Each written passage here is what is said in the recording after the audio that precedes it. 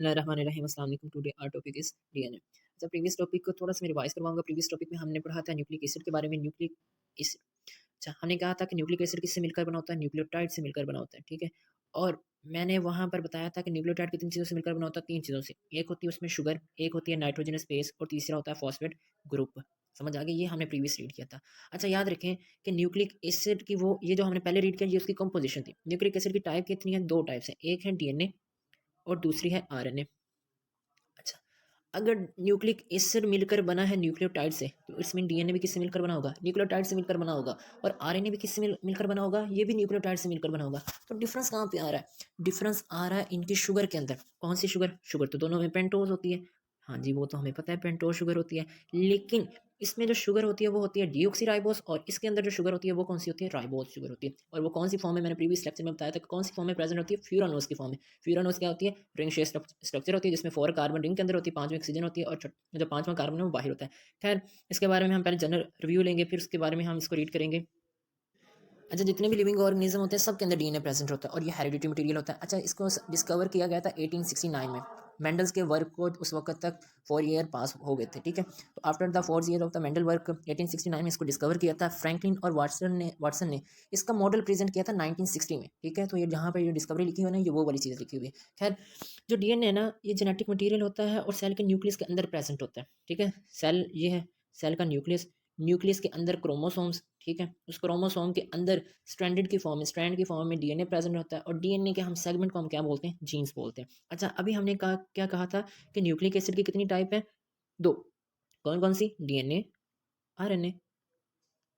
Nucleic acid मिलकर बना है न्यूक्लियोटाइड से, इट्स मीन डीएनए भी किससे मिलकर बना हुआ है? न्यूक्लियोटाइड से। और आरएनए भी किससे मिलकर बना हुआ है? न्यूक्लियोटाइड से।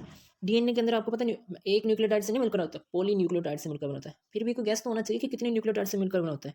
इसमें 3 मिलियंस डीऑक्सीराइबो न्यूक्लियोटाइड के रेसिड्यू प्रेजेंट होते हैं। तो ये आपने याद रखना है कि ह्यूमन के डीएनए के अंदर कितने न्यूक्लियोटाइड होते हैं? 3 मिलियंस होते हैं। और उनके अंदर जीन्स कितने प्रेजेंट होते हैं? 25,000 जीन प्रेजेंट होते हैं। और जो जीन्स होते हैं उनके पास ऐसी इंफॉर्मेशन होती है जो कि जिसने आगे आगे जाके प्रोटीन को बनाना होता है, प्रोटीन की सिंथेसिस में रोल प्ले करती है।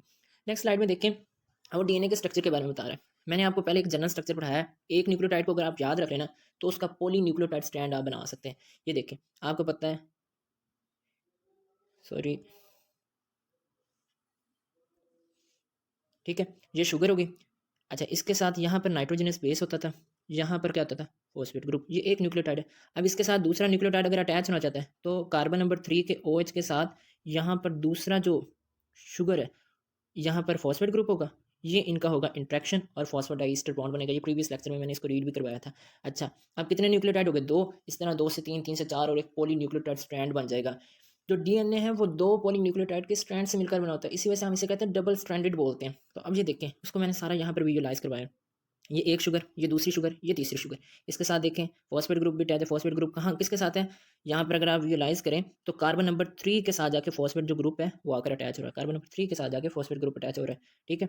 और वैसे कहाँ पर प्रेज़ेंट होता है? 5 पे प्रेज़ेंट होता है। लेकिन जब उसने एक न्यूक्लियोटाइड ने दूसरे न्यूक्लियोटाइड के साथ जुड़ना होता है, तो पहले न्यूक्लियोटाइड के 3 कार्बन पे जो हाइड्रोक्सिल ग्रुप प्रेज़ेंट होता है ना, वो क्या करता है? वो दूसरे न्यूक्लियोटाइड के 5 कार्बन पे जो फॉस्फेट ग्रुप है उसके साथ जाकर अटैच होता है। ये समझ आ गई? तो इस तरह ये स्ट्रैंड बनता है। अब ये देखें, ये एक पॉलीन्यूक्लियोटाइड का स्ट्रैंड बन गया और ये दूसरा पॉलीन्यूक्लियोटाइड का स्ट्रैंड बन गया। इनके साथ ये देखें बेस अटैच होती है, नाइट्रोजनस बेस, जो कि शुगर के कार्बन नंबर 1 के साथ जाकर अटैच होती है, ठीक है?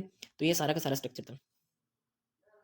जब तक आपको एक न्यूक्लियोटाइड के बारे में सही कंपोजिशन उसकी नहीं पता होगी, पॉलीन्यूक्लियोटाइड स्ट्रैंड को आप नहीं समझ सकते। देखें, यहाँ पर मैंने क्या बनाई? एक शुगर, उसके कार्बन नंबर 1 पे क्या आती है? नाइट्रोजनस बेस अटैच है। और उसके कार्बन नंबर 5 पे क्या अटैच है? फॉस्फेट ग्रुप अटैच है। अगर दूसरे ने साथ अटैच होना है तो इसको कार्बन नंबर 3 पे हाइड्रोक्सिल ग्रुप के साथ जाकर अगले न्यूक्लियोटाइड का फॉस्फेट ग्रुप जो है वो उसके साथ जाकर इंट्रैक्शन करेगा। तो ये देखें, कार्बन नंबर 1 पे क्या है? नाइट्रोजनस बेस, और इधर भी क्या है? कार्बन नंबर 1 पे नाइट्रोजनस बेस प्रेजेंट होती है।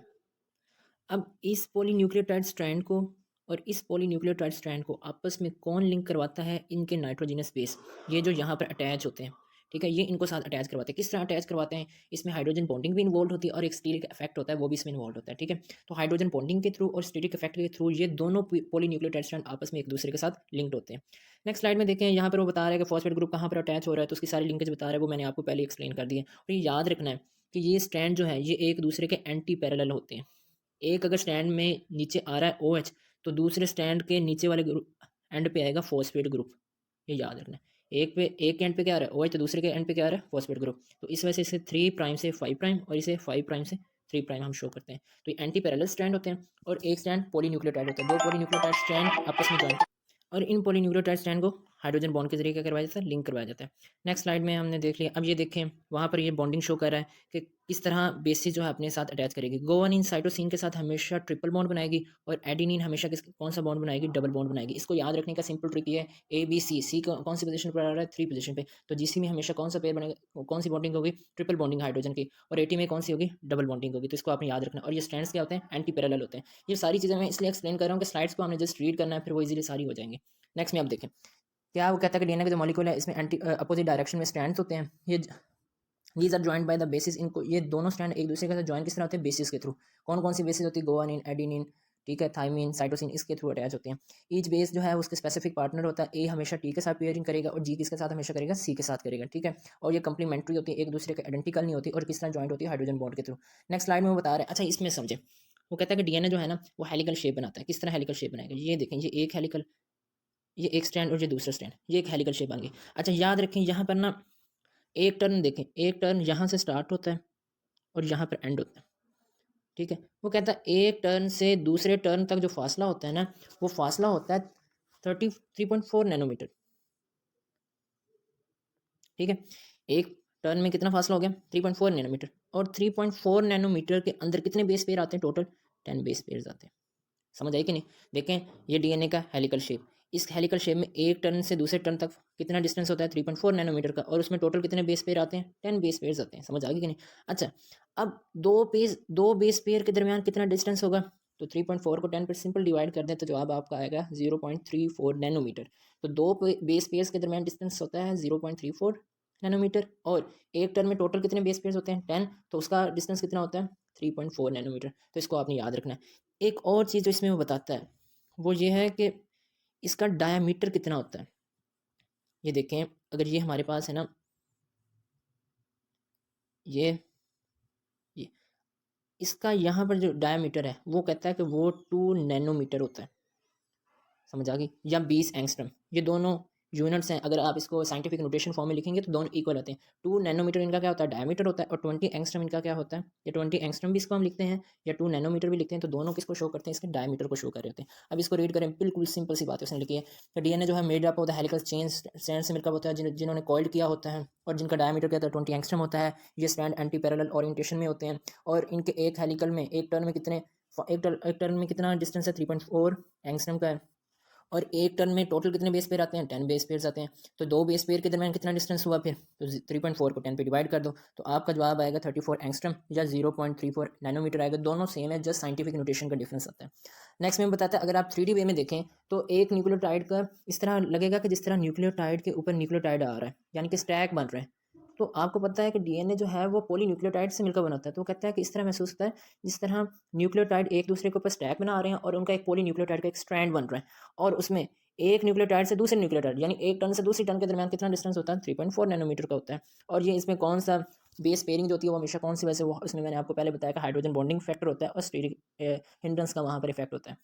नेक्स्ट देखें, मेजर और माइनर ग्रुप बनती हैं। अच्छा ये मेजर और माइनर ग्रुप क्यों बनती हैं, यहाँ पर ना मैं नेक्स्ट स्लाइड में आपको दिखाता भी हूँ कि मेजर और माइनर ग्रुप बन रही हैं। अच्छा ये मेजर और माइनर ग्रुप जो है ना, ये हेलिकल में जो बेस पेयर्स है ना, जिनकी वजह से दो पॉलीन्यूक्लियोटाइड स्ट्रैंड्स हैं वो एक दूसरे के साथ ज्वाइन कर रहे हैं, उनकी ओरिएंटेशन की वजह से बनता है। तो जहाँ पर वाइडर स्पेस होती है उसको हम क्या बोल देते हैं, मेजर ग्रुप, और जो यहाँ पर थोड़ी सी कम स्पेस होती है उसको हम क्या बोल देते हैं, माइनर ग्रुप बोल देते हैं। तो ये मेजर और माइनर ग्रुप का डिफरेंस होता है। लेकिन इसका फ़ायदा क्या होता है, देखिए मेजर ग्रुप होने की वजह से ना जो शुगर के फॉस्फेट है वो ग्रुप के अंदर जो शुगर के फॉस्फेट है ना वो एक दूसरे से थोड़े के सेपरेट हो जाते हैं। अच्छा उनकी सेपरेशन से क्या फ़ायदा होगा, यहाँ पर जो एटम्स होंगे ना वो एक्सपोज हो जाएंगे। अच्छा एक्सपोज हो गए तो उसका क्या फ़ायदा होगा, अब वो प्रोटीन के साथ बाइंडिंग कर सकेंगे। तो प्रोटीन की बाइंडिंग से क्या फ़ायदा होगा, ये रेप्लिकेशन और ट्रांसक्रिप्शन में बड़ा हेल्पफुल होता है। आपने ट्रांसक्रिप्शन और ट्रांसलेशन के बारे में डीएनए के चैप्टर में स्टडी किया होगा एफएससी पार्ट 2 में। तो वहाँ पर ट्रांसक्रिप्शन और ट्रांसलेशन में प्रोटीन के साथ जब डीएनए बाइंड करता है तो उसमें मेजर और माइनर ग्रुप अपना रोल प्ले करते हैं। किस तरह कि मेजर ग्रुप पर एटम्स खुद को एक्सपोज करते हैं ताकि प्रोटीन के साथ वहाँ पर इंट्रैक्शन कर सकें। तो अगर आप इन स्लाइड्स को रीड करेंगे तो सारी वही बातें हैं कि बेस पेयर्स की ओरिएंटेशन की वजह से मेजर और माइनर ग्रुप बनेंगे, ठीक है। और उनके ग्रुप के बनने से क्या फ़ायदा होगा कि शुगर फॉस्फेट के जो मॉलिक्यूल्स हैं वो एक दूसरे से सेपरेट हो गए, एटम एक्सपोज होंगे, इस वजह से वो प्रोटीन के साथ इंटरेक्ट कर सकेंगे। इस वजह से हम इसे डीएनए बाइंडिंग प्रोटीन्स भी बोलते हैं, जो कि रेप्लिकेशन और ट्रांसक्रिप्शन में हेल्प करती हैं, ठीक है। ये मेजर माइनर ग्रुप का आ गया। फिर उसके बाद ना डीएनए की हेलिकल, या इसको हम कह सकते हैं ट्विस्टेड फॉर्म होने की वजह से ये डिफरेंट फॉर्म के अंदर पाया जाता है। कौन कौन सी फॉर्म होती है? बीटा फॉर्म के अंदर पाया जाता है, या अल्फा फॉर्म के अंदर, या जी फॉर्म के अंदर प्रेजेंट होता है, ठीक है। अब उसमें क्या डिफरेंस होता है? एक तो एंगल का भी डिफरेंस हो सकता है कि राइट हैंडेड कुछ होंगे, कुछ लेफ्ट हैंडेड होंगे, और कुछ जो है वो बेस पेयर का भी डिफरेंस आ सकता है कि किसी में बेस पेयर ज़्यादा होंगे और किसी में बेस पेयर्स क्या होंगे, कम होंगे, तो उसका भी डिफरेंस आ सकता है। नेक्स्ट देखें, ये सारी सारी वही चीज़ें हैं कि मेजर और माइनर ग्रुप। अच्छा, ये याद रखना है कि ये जो शेप है ना, बीटा फॉर्म, ए फॉर्म या जी फॉर्म, इसमें मोस्ट कॉमन जो होती है वो बीटा फॉर्म मेजरली पाई जाती है, प्रेजेंट होती है अबंडेंटली। अच्छा, फिर उसके बाद डीएनए की तीन टाइप के स्ट्रक्चर्स हैं जिनके थ्रू हम ना उसकी स्टडी करते हैं।